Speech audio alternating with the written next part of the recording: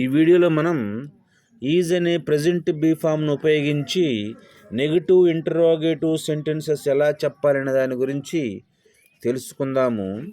వ్యక్తుల, వస్తువుల, ఆలోచనల పరిస్థితిని గురించి ప్రశ్నలు అడగటానికి ఈ ఈజ్ అనే ప్రెజెంట్ బీ ఫామ్ను ఉపయోగించి నెగటివ్ ఇంటరోగేటివ్ సెంటెన్సెస్ చెబుతాము.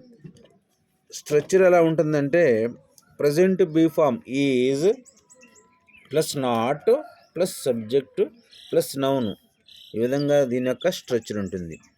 Is plus not plus subject he, she, it, Rama, Sita ఇవి సబ్జెక్ట్స్గా వచ్చినప్పుడు మాత్రమే ఇక్కడ ఈజ్ అనే హెల్పింగ్ వర్బ్ను ఉపయోగించాల్సి ఉంటుంది. దీన్నే ప్రజెంట్ బీ ఫామ్ని కూడా అంటాము.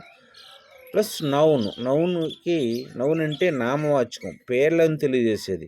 కొన్ని ఎగ్జాంపుల్స్ ఏంటంటే నౌన్కి డాక్టర్, లాయర్, రాజు, రాణి, వీటిని నౌన్కి ఎగ్జాంపుల్స్గా చెప్పుకోవచ్చు. కొన్ని ఎగ్జాంపుల్స్ చేద్దాము.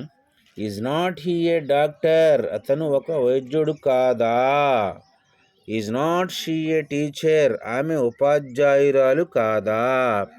ఈజ్ నాట్ హీ రవి, అతను రవి కాదా. ఈ విధంగా మరికొన్ని ఎగ్జాంపుల్స్ మీరు చేసినట్లయితే ఈ సెంటెన్స్ ఎలా రాయాలనే దాని గురించి పూర్తి అవగాహన మీకు వస్తుంది. కీవర్డ్స్ వచ్చేసేసి ఏం ఉపయోగించాలంటే ఈ సెంటెన్స్ రాసేటప్పుడు now, at present, at this moment, ఇలాంటివి కీవర్డ్స్గా ఉపయోగించి ఈ సెంటెన్సెస్ రాయాల్సి ఉంటుంది.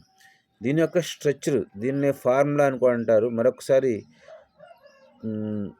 చూస్తే కనుక present be form is plus not plus subject plus noun, ఈ విధంగా ఉంటుంది. Thank you for watching this video.